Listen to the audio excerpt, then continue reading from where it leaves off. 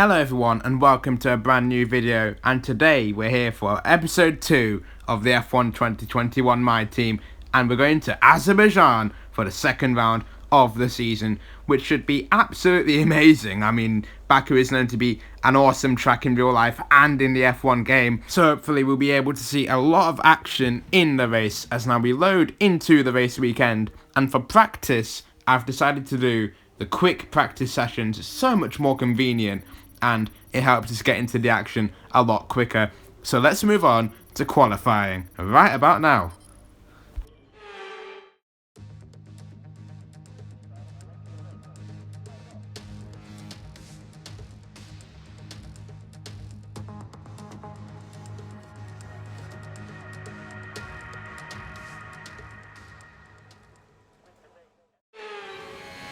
So here I am at the end of my final run in Q1, and my first lap actually enabled me to get into Q2, but I wanted to do another precautionary run just in case, and I did manage to get up into P15, but it didn't really matter too much because we made it through into Q2. Unfortunately though, Robert Schwartzman could not join me in the Q2 session, and I decided to use my final fresh set of soft tyres in Q2, but it wasn't a great lap, so I'll have to settle for P16 on the grid, which isn't half bad, but let's now load into the race.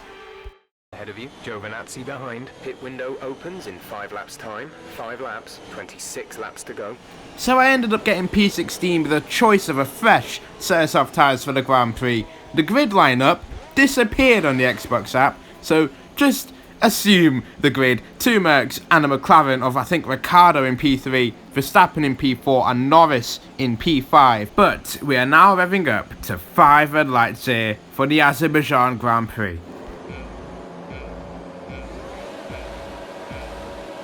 5 red lights and we are underway here for the Azerbaijan Grand Prix, and I've already jumped Mick Schumacher, so I can now focus my attention to trying to get past Esteban Ocon. Now into turn 1, I've had a huge hit from behind, and I've received front wing damage. I got hit from behind, and I've hit Schumacher, and I've lost part of my front wing. Who on earth was that? George Russell is out of the Grand Prix. What on earth was going on there at turn 1?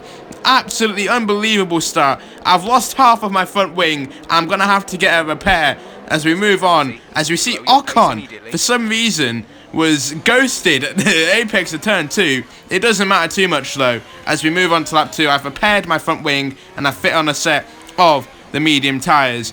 And thankfully, I'm still in the Grand Prix. No rear wing damage though. I got hit head on by Russell there, and it managed to cause a safety car, meaning I have a lifeline here. I have a chance to get back in the Grand Prix. I've caught up to the safety car queue. So has Mick Schumacher, who is behind me, and we're actually still behind the safety car for another lap, which was quite a shock. I thought we could have just gotten going again, but oh well, we'll deal with it. Another lap under the safety car.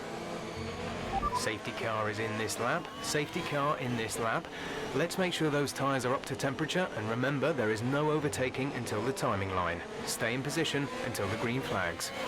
Well, that is some good news. The safety car will end at the end of the lap and will be underway shortly. I'm still weaving to get that tiny bit more temperature into my tyres, and it's now all about the start. Here we go. We're underway again in Baku, and I'm already side by side with Nikita Mazepin in the Haas. I go down the inside at turn 1, and I have a look at Ocon, but he kind of cuts me off, making my overtake on Mazepin a bit more tricky, but we still managed to get the move done up into P19.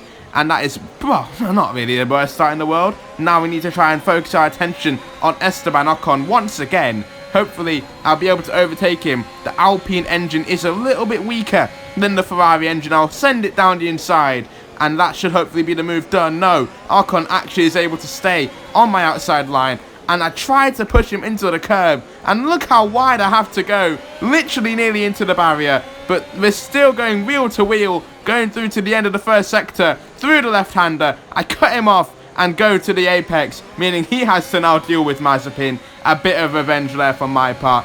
And now we move on to lap 5, and I'm having a go at the TP who locked up into turn 1, but I go all the way around the outside, and another simple overtake there for me up into P15 after a few cars pitted in. So This is pretty much what we need, some strong pace. Meanwhile, now we're moving on to lap 6, and Schwartzman, my teammate, on older soft tyres, is getting overtaken by Kimi Raikkonen. What can Robert Schwartzman do to try and defend that position? Raikkonen on the outside, Schwartzman on the inside. He couldn't do much. I get a better exit than my teammate, so I'm going to go flying through, and I'm going to have a look at Kimi Raikkonen too. Going into turn 3, my DRS was able to push me all the way ahead of the both of them. Going into turn 3, and Schwartzman is going to try and follow my footsteps here around the outside. It will turn to the inside line, and somehow Raikkonen was able to stay all the way around the outside of him and ahead of my teammate. We move on to lap 7 though, and I am pretty much in a decent position. I need to keep doing what I'm doing. Hopefully the tyres don't go off too much. But there are yellow flags behind me now,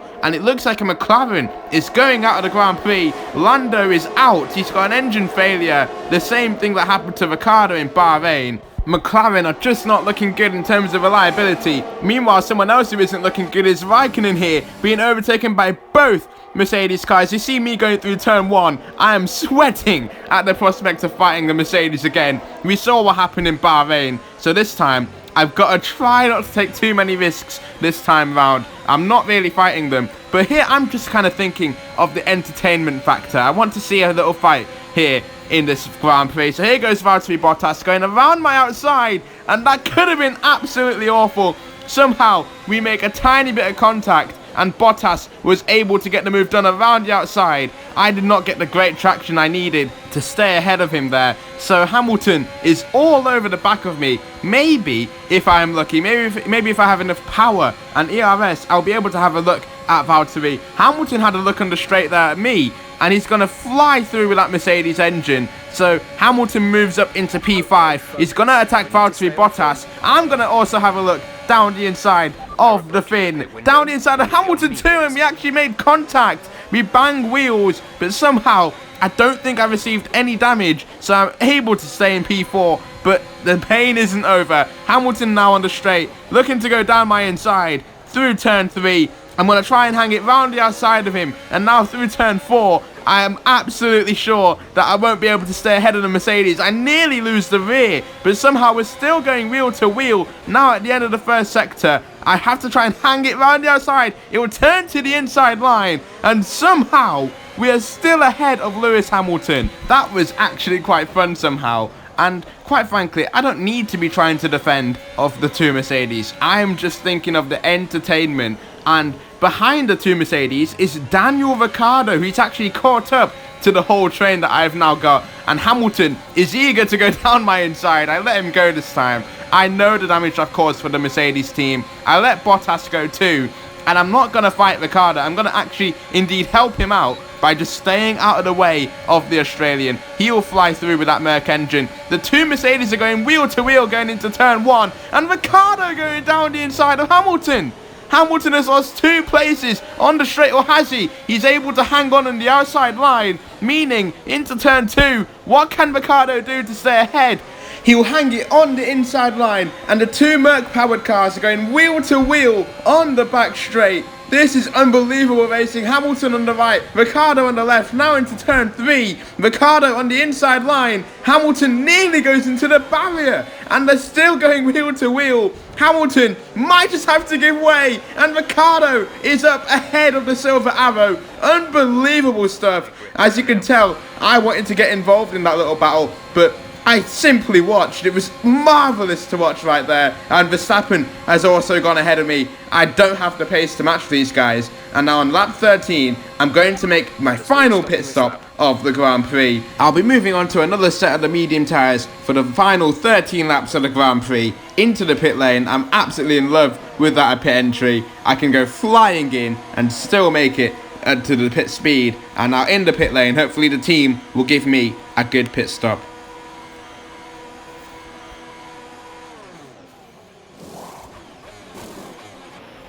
Go now. Simply wonderful from the team. 2.2 seconds, and because of that pit stop, I'm able to get out just ahead of Nicholas Latifi in the Williams. And he had a look down my inside, nearly going into the back of my car and making it a double Williams retirement. But thankfully, that did not happen. We move on to the next lap though, lap 16. And now I'm right behind my teammate Robert Schwartzman. Hopefully, he won't make life too difficult for me. And now going into turn 3 on his outside line, round the outside of my teammate. Schwartzman will try and hang in there. The outside will turn to the inside line, and there isn't really much my teammate could do on older medium tyres, by the way. I'm going to go through up into the points, and this could be a very promising Grand Prix. Meanwhile, the battle behind me, actually, Schwartzman, a few laps later, is being overtaken by Hamilton and Vettel. Vettel will actually have a go at Hamilton here. The Aston Martin car is challenging the Mercedes, now into turn 4. Vettel has gone around the outside of Lewis Hamilton. Unbelievable move. Simply brilliant bravery, and you just have to question if there is something wrong with Hamilton's car. And 1 lap later, Vettel has gone flying past me, and Jeff is trying to tell me that I can win the place back. But I'm not entirely sure I can win the place back. Meanwhile, while I was getting overtaken by Vettel, Stroll, of all people, is overtaking Hamilton. You have to question what is going on with Lewis Hamilton. Is it the car, or is he got front wing damage, or is he losing pace genuinely? You never know at this point. We skip over to lap 20 now. Stroll still ahead of Hamilton, and I'm still hanging on to the Aston Martin of Vettel. I could have had a look there going into turn 3, but I decided to play it safe. Remember, we're running in P7. These are big points for a team that just started, and I asked Jeff a little question. Their tyres are 2 laps old. Car ahead has some minor front wing damage, but is maintaining pace. The time last lap was a 1 minute 41.9. You're dropping back by around 2/10 each lap. Well, that actually does explain why I'm able to hang on to the Aston Martin car. Vettel has minor front wing damage, yet he's still done a quicker lap than my PB. We move on though to lap 21, and I'm going to have a look around the outside here going into turn 3, and that is actually the move done. Vettel wasn't able to defend, and I'm now up into P6. That is unbelievable. Unbelievable. We're in the top 6 in our second race in Formula 1. We move on to lap 22 though, and I'm in big trouble. Vettel is already flying past me on the straight. Now Stroll will also get a second bite of the cherry, and I think Hamilton's car is gone back to normal, so Hamilton will also be having a look to get past me. Now the Aston Martins are going wheel to wheel. Stroll going round the outside of Vettel through turn 1. Still side by side they go, round outside at turn 2, and Stroll has overtaken his teammate. Meanwhile, now I have another chance to try and get ahead of them. I have a good toe on Vettel, and Stroll has gone defensive, so Vettel will look to go around the outside of his teammate. Hamilton nearly hit the back of me there, going into turn 3, and Vettel and Stroll still fighting it out. I think they made contact there. My word, this is incredible battling between the two teammates here for P6. Now through the beginning of the middle sector, Vettel loses out completely. So I'm actually going to have a look now down the inside of Vettel, and he turned. Vettel turned in, and I've lost part of my front wing. That is an absolute catastrophe for me. That is the worst possible thing that could have happened. Me and Vettel have made contact, and now I've got damage to my front wing. So I'm going to be an absolute sitting duck to the cars behind. Hamilton and Perez will be licking their lips here. Now going into turn 15, and Hamilton, being impatient, has gone down my inside, and he's hit the wall. I was going to let him go, but he decided to be desperate there. Now through turn 16, they're both down my inside, and Perez has been spun round. Perez is round. Hamilton goes through. I'm not sure if Hamilton got any damage, but you can see the effects of the damage for me. I was considering staying out there, but the damage, well, it's just too much. And of course, the guy to overtake me here will be Ocon. It could not be anybody else. Of course it would be him. I'm losing points to that guy. Of course I am. Into the pit lane, and my race is completely ruined. I can't believe what I have seen. And for the second time in the Grand Prix, I have to change my front wing. At least Robert Schwartzman has a small chance of getting into the top 10. He's up into P11. Maybe if a retirement happens, he'll be in the top 10. Great pit stop again from the team, but it isn't going to mean much because we are now P17 after fighting for P6. What a disappointment. But here we are at the end of lap 24 now. I'm going to go down the inside of Nicholas Latifi again, having to overtake him. And that is a simple move there, up into P16 But Checo is going to try and move down my inside, and I don't really bother to fight him. I mean, he nearly hits me, for goodness sake, but there isn't really much I can do. I'm going to wait for the next straight. This is a battle for pride at this point. There isn't much to be won here for P16. Here we go on the straight line with the ERS and the drag reduction. I'm able to fly ahead of the Honda-powered Red Bull back up into P16. But there really isn't much to fight for here. So we're moving on to the final lap, and Perez will have another go at me. I won't defend too much. There's no point defending, as on the straight line he has the DRS and the advantage. So back down into P17. I mean, what can I say?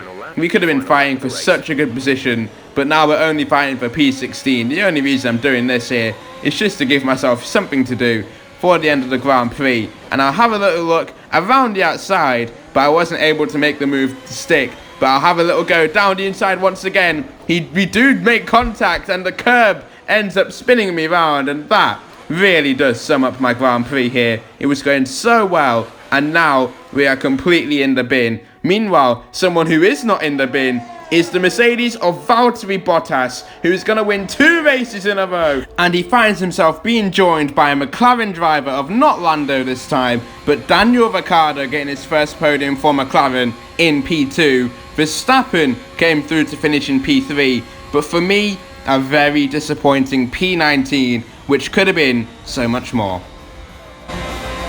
Alright, race over. Take care of the car on the way in.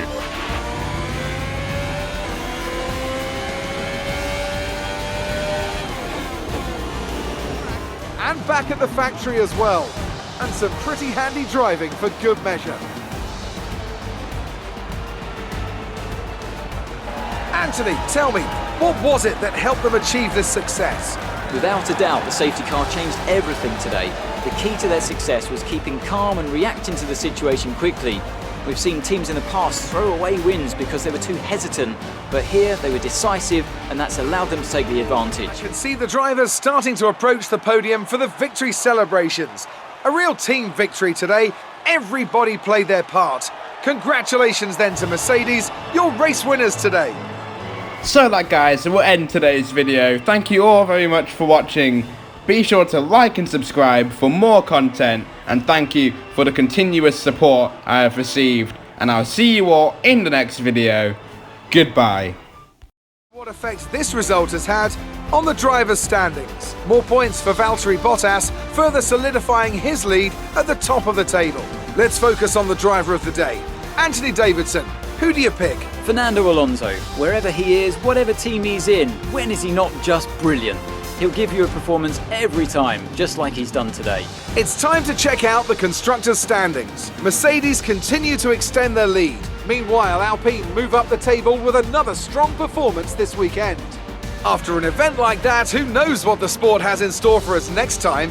Be sure to join us again as we continue to bring you the latest excitement in Formula One.